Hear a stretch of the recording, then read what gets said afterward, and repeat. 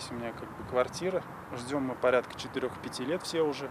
Михаил Печенкин – дольщик со стажем. 3 миллиона за свои квадраты в первом доме ЖК МЧС внес еще в 2012-м. Чтобы сроки сдачи дома наконец перестали смещаться, еще за 500 000 купил парковку в подвале многоэтажки. По заверениям застройщиков, эти деньги напрямую идут на строительство дома. Вот так мы сейчас достраиваем этот дом.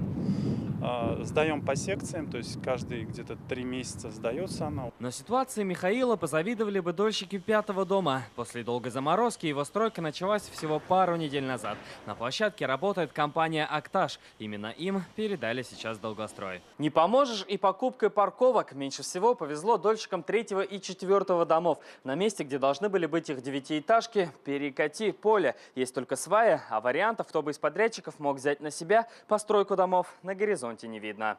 Но это лишь проблемы ЖК МЧС. С наследием фона разбираются и на Ноксинском спуске, и в Набережных Челнах. Пока тысячи обманутых дольщиков обивают пороги депутатов Госдумы и столичного исполкома, сам Левада уверяет, у его компании есть активы для сдачи домов. По крайней мере, так он говорит сегодня в эксклюзивном интервью. То есть у нас активы есть, они в виде земли с подготовленными сетями, с землей, с подготовленными, забитыми сваями.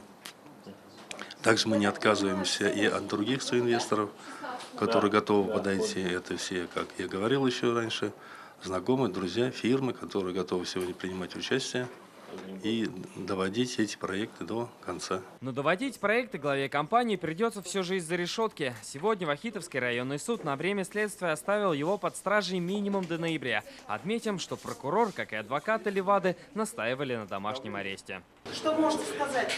Все отлично. Сарказм главы фона точно не обрадует дольщиков. Квартиры, за которые платили миллионы, они ждут уже 4-й год. Хотя некоторые в этом году все же получили заветные ключи. Ждали очень долго. А когда должны были сдавать?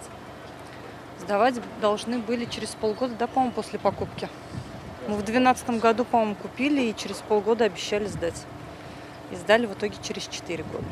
И это называется повезло. Когда будут сданы еще с десяток домов, вопрос открытый. Салават Мухаммадуллин, Марат Зайдуллин, ТНВ, Казань.